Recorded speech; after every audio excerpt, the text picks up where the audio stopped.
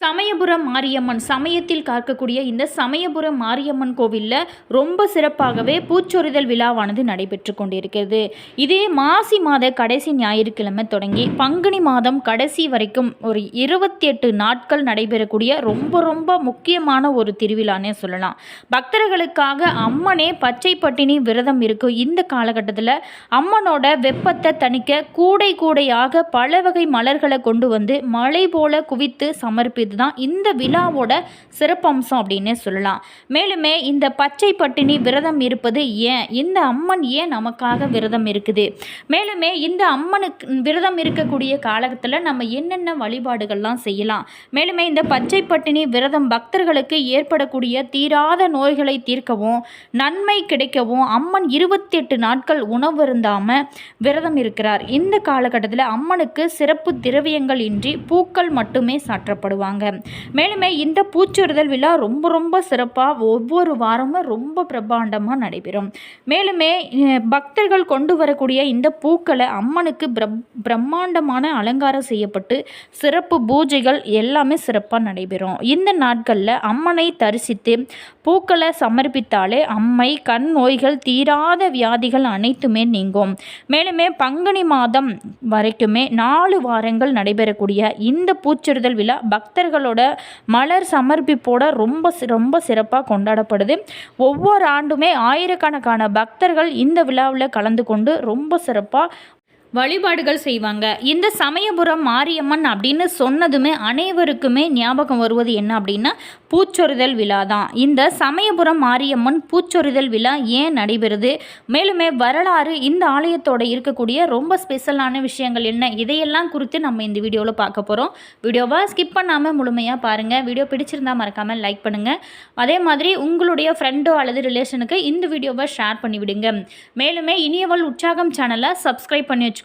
கூடவே இருக்க bell பட்டனையுமே press பண்ணிட்டு வாங்க வீடியோக்குள்ளே போகலாம். சமயபுரம் மாரியம்மன் அப்படின்னு சொன்ன உடனே எல்லாரோட நினைவிற்கு வருவதுமே அம்மனுக்கு நடைபெறக்கூடிய ரொம்ப சிறப்பான பூச்சொரிதல் விழா தான்.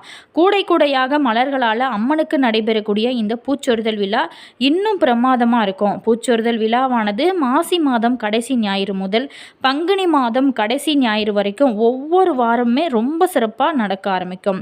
சமயபுரம் மாரியம்மன் தேர் திருவிழா பார்த்திங்களா ரொம்ப சிறப்பாக நடைபெறும். அதே மாதிரி மாரியம்மன் சிறப்பான தரிசனம் தந்து அருள் பாலிப்பார். இதில் லட்சக்கணக்கான பக்தர்கள் வரக்கூடுவாங்க. அதே மாதிரி தங்கை மாரியம்மனுக்கு அண்ணன் ஸ்ரீரங்கம் ரங்கநாதனிடம் இருந்து வரக்கூடிய பூக்களே முதல்ல பூச்சொரிதல் நடைபெறும். பூச்சொரிதல் விழா உருவாக காரணமான அற்புத நிகழ்வை பற்றி நாம் பார்க்க போகிறோம். ஆங்கிலேயர் ஆட்சி காலத்தில் திருச்சியை கைப்பற்றுவதில் ஆங்கிலேய படைக்கும் பிரெஞ்சு படைக்கும் இடையே ரொம்ப பெரிய ஒரு போட்டியானது நிலவிச்சான். இப்பிரெஞ்சு படைகள் ஸ்ரீரங்கத்தில் முகாமிட்டு இருந்தாங்க. அவங்கள தாக்குவதற்காக ஆங்கில படைகள் ஸ்ரீரங்கத்தை நோக்கி முன்னேறியிருக்காங்க. அதே மாதிரி கொள்ளிடத்தில் வெள்ளம் வரவே ஆங்கில படை வீரர்கள் சமயத்தில் தங்களோட ஆளுநர் ராபர்ட் கிளைவ் மற்றும் தளபதிகளான இன்ஜின் டால்டன் லாரன்ஸ் ஆகியோரோடு தங்கியிருந்தாங்க. தாங்க கொண்டு வந்திருந்த ஆயுதங்கள் மற்றும் வெடி மருந்துகளை கொட்டகை அமைத்து பாதுகாத்தாங்க. எனவே இரவு நேரத்தில் மக்கள் யாரும் வீட்டை விட்டு வெளியே வரக்கூடாது அப்படின்னு சொல்லி தடையும் உத்தரவு போட்டிருந்தாங்க. ஒரு நாள் தளபதி ஜின்ஜின் நள்ளிரவில் ஆயுதங்கள் இருந்த அந்த கொட்டையை பாதுகாக்க சுற்றி வந்து கொண்டிருந்தான். அப்போதுதான் மஞ்சள் ஆடை உடுத்தி ஒரு பெண் தன்னோட 2 கைகளிலும் தீச்சட்டி ஏந்தி சென்றாள். யார் நீ, நில் அப்படின்னு சொல்லி கத்தினான் ஜின்ஜின். ஆனால் அவனோட குரலை பொருட்படுத்தாமல் அந்த பெண் சென்றாள். உடனே பார்த்தீங்களா அந்த ஜின்ஜின் அப்படிங்கிற ஒரு தன்னோட கை துப்பாக்கியை எடுத்து அந்த பெண்ணை நோக்கி சுட்டார். அப்போதுதான் ஒரு அதிசயம் நிகழ்ந்தது. அந்த துப்பாக்கி தோட்டாக்கள் அனைத்துமே பூக்களாக மாறி அந்த பெண்ணோட தலையில் விழுந்தது. துப்பாக்கி சத்தம் கேட்டு வெளியே வந்த ஊர் மக்கள் அந்த ஜின் அப்படிங்கிறவங்க கிட்ட தவறு செய்து விட்டீர்கள், எங்களோட காவல் தெய்வம் மாரியம்மனை சுட்டு விட்டீங்க அப்படின்னு சொன்னாங்க. இதை நம்பாமல் அந்த ஜின்ஜின் அப்படிங்கிற ஒரு வேகமாக ஆலயத்திற்கு ஊர் மக்களோட சென்று பார்த்தான். அப்போதுதான் கருவறையில் அம்மன் இல்லை, திடீரென ஒரு பேரொளி கருவறையை நிரப்பியது. பீடத்தில் மீண்டும் வந்து அமர்ந்தால் அந்த அம்மன் அனைவருமே விழுந்து வணங்கினாங்க. ஆனால் ஜின்ஜினுக்கு பார்த்திங்களா கண் பார்வை பறிபோய் இருந்தது. பின்னர் ஊர் மக்களோட அறிவுரையை கேட்டு மாரியம்மனிடம் பார்த்திங்களா மன்னிப்பு கேட்டிருக்கான்.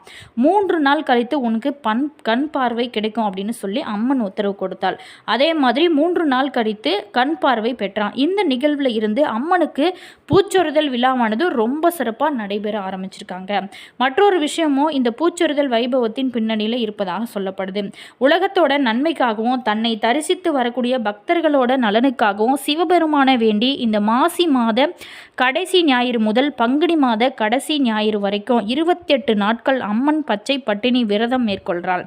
இந்த விரத நாட்களில் அம்மனுக்கு வழக்கமான தலிகைக்கு பதிலாக துள்ளு மாவு, வெள்ளரி பிஞ்சி, பாசிப்பருப்பு, இளநீர் வகைகளை படையலாக வச்சு படைக்குவாங்க. மேலுமே பக்தர்களுமே இந்த விரத உணவை மட்டுமே உண்பாங்க. அம்மன் விரதம் இருக்கக்கூடிய நாட்களில் நாமளுமே விரதம் இருந்து அம்மனுக்காக விரதம் இருப்பது மனதை குளிர்ச்சி செய்யவே பூச்சொரிதல் விழாவானது நடைபெறுவதாகவும் சொல்லப்படுது. இவ்வளவு சிறப்பு வாய்ந்த இந்த சமயபுரம் மாரியம்மன் திருத்தலம் உருவான வரலாறை பற்றி நம்ம தெரிஞ்சுக்கொள்வோம். திருக்கடையூரில் யமனிடம் இருந்து தன்னை காப்பாற்றி கொள்ள நினைத்த மார்கண்டேயர் சிவபெருமான்கிட்ட சரணடைந்தார். ஈசனும் கால சம்ஹார மூர்த்தியாக அவதாரம் எடுத்து யமதர்மனை அளித்தார். இது உலகில் ஜனன மரணத்தில் பெரிய ஒரு மாற்றத்தை ஏற்படுகிறது. இது நோய்களோட அதிபதியான மாயாசூரன் நோய்களை பார்த்திங்களா அனைவருக்குமே பரப்பினான், மக்களை துன்புறுத்தினான். இதை கண்டு கோபம் கொண்ட பார்வதி தேவி தன்னோட வடிவமான மாரியம்மனை மாயாசூரனை வதம் செய்ய அனுப்பினாள். மாரியம்மன் மாயாசூரனையும் அவனோட சகோதரர்களையும் வதம் செஞ்சாள். பின்னர் தான் அவளோட தலையை ஒட்டியானமாக அணிந்து நோய்களோட கொடுமையிலிருந்து மக்களை காப்பாற்றி அருள் புரிந்தார். பின்பு ஈசனோட அவளோட தன்னோட தமையன் ஸ்ரீரங்கநாதர் திருக்கோயிலில் முதல்ல வைஷ்ணவி தேவியாக அமர்ந்தாள். பின்னால் சமயபுரத்தில் வந்து மாரியம்மனாக விற்றிருக்கிறாள். மாரியம்மன் தன்னோட 8 கரங்களில் இடப்புறமாக கபாலம், மணி, வில், பாசம், வலப்புறமாக கத்தி, சூலம், அம்பு மற்றும் உடுக்கை ஆகிய ஆயுதங்களை தாங்கியிருக்காள். இடது காலை மடக்கி வைத்து வலது காலை தொங்கவிட்ட நிலையில் மாயாசூரனோட தலை மீது கால் பதித்து அமர்ந்து பக்தர்களோட குறைகளையும் தீராத நோய்களையும் தீர்த்து வருகிறாள் இந்த சமயபுரத்து மாரியம்மாள். விபூதியை இங்கு பிரசாதமாக இருக்குது. மேலுமே தலை விருட்சமாக வேப்ப மரமானது இருக்குது. மேலுமே உற்சவர் அம்மனோட திருநாமம் 1000 கண்ணுடையாள்.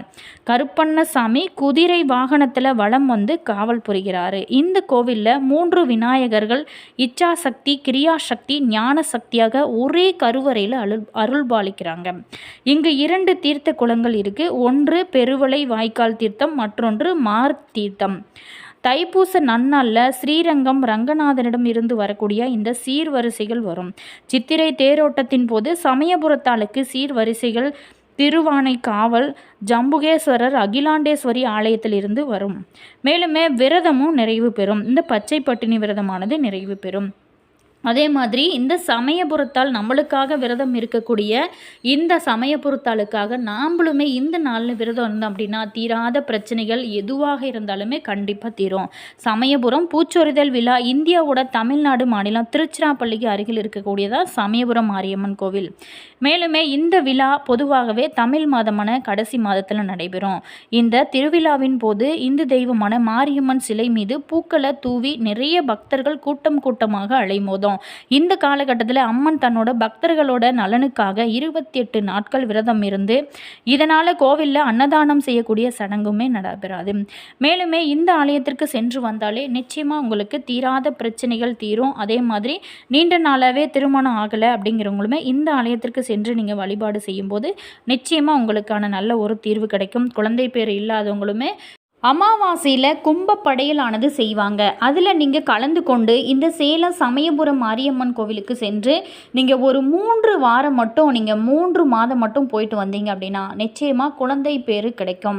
மேலுமே இந்த திருச்சி சமயபுரம் மாரியம்மன் இந்த ஆலயத்துக்கு சென்று வந்தீங்க அப்படின்னாலும் நல்ல ஒரு மாற்றம் உங்களோட வாழ்க்கையில் நீங்கள் எதிர்பார்க்கலாம்.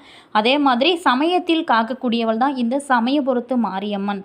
இதில் பூச்சொரிதல் விழாவானது வர ஞாயிற்றுக்கிழமையானது ரொம்ப சிறப்பாக நடைபெறும். இந்த ஆலயத்திற்கு சென்றீங்க அப்படின்னா நிச்சயமாக இந்த பூச்சொரிதல் விழாவில் கலந்துக்கோங்க. நல்ல ஒரு முன்னேற்றத்தை சந்திக்க முடியும். அதே மாதிரி இந்த பூக்களால் அம்மன் குளிர்ந்திருக்கக்கூடிய இந்த நிலையில் நீங்கள் போய் எந்த வேண்டுதல் வைத்தாலும் கண்டிப்பாக அம்மன் உடனே நிறைவேற்றுவார். முழு நம்பிக்கையோடு போங்க. நல்ல ஒரு முன்னேற்றத்தை உங்களால் சந்திக்க முடியும்.